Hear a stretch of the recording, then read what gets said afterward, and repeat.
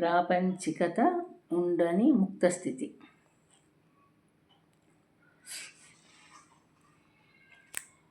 మహారాజు 99.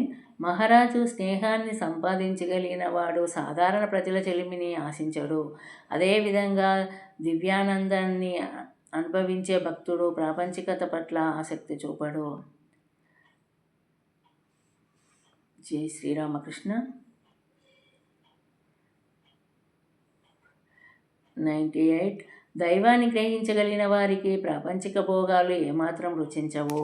చక్కెరను రుచి చూసిన వారికి చెరుకు పిప్పి నచ్చుతుందా?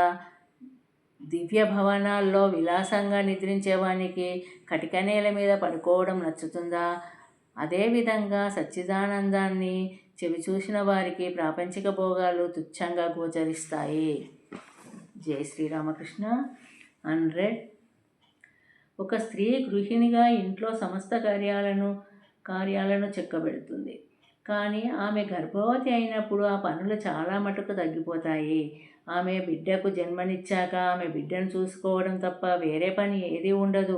అదేవిధంగా భక్తుడు భగవంతుని సమీపించే కొద్దీ అతనికి ప్రాపంచిక విధులు తగ్గిపోతూ వస్తాయి. భగవద్ దర్శనం లభించాక అతనికి భగవంతుని ఆలోచన తప్ప మరొకటి ఉండదు. ఇంకా వేరే ఏ పని చేసేందుకు అతనికి ఇచ్చగించదు. జై శ్రీరామకృష్ణ. 101. చెరుకు రసానికి బదులుగా పిప్పిని ఇస్తే నీవు స్వీకరిస్తావా? జై శ్రీరామకృష్ణ.